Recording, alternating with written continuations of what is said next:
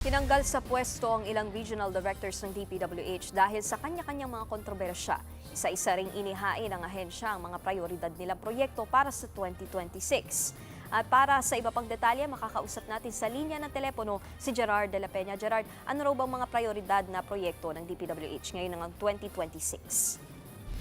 Nikki, bawas man ang budget ng Department of Public Works and Highways ngayong taon at balot ng kontrobersya ang hensya, pero kumpiyansa pa rin ng DPWH na marami pa rin silang magagawa mga proyekto ngayong taon.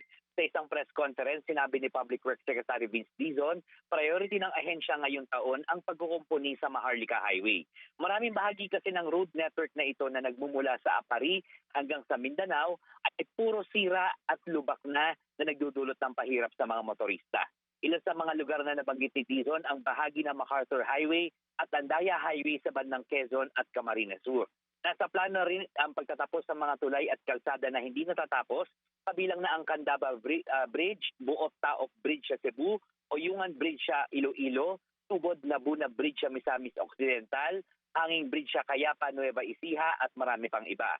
Gayun din, ngayong nalalapit na ang pagtatapos ng pagkukumpuni sa bahagi ng EDSA mula Orense hanggang Rojas Boulevard, ay sisimula na rin ang rehabilitasyon ng C5 Road. Ay kay Dizon, ginagawa na raw ang plano dito. Sabi ni Dizon, kumpara sa naunang sistema kung saan mayroong allocable sa iba't ibang mambabatas, magagawa na raw ang ahensya ng bagong formula sa pagbabudget para masigurong sa tama na pupunta ang pera ng taong bayan.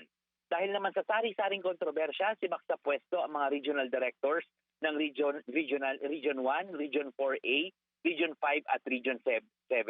Tanggal din sa pwesto ang Assistant Regional Directors ng Region 4B at Region 5 at ang District Engineers ng Manila 3rd District Engineering Office at South Manila District Engineering Office.